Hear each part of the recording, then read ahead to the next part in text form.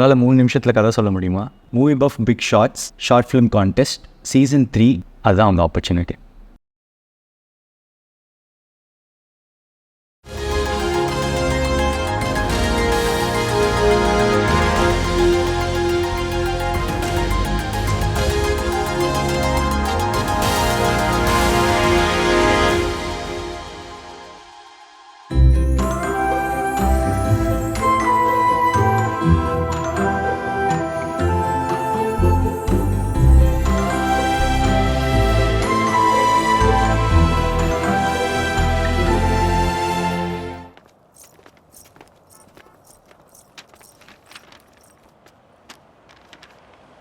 அது உசுரை காப்பாற்றணும்னா 5000 ரூபா கொடுக்க சொல்கிறாங்க.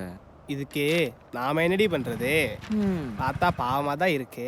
நாங்களே வசூல்றானிங்க, எங்ககிட்டே வசூலா?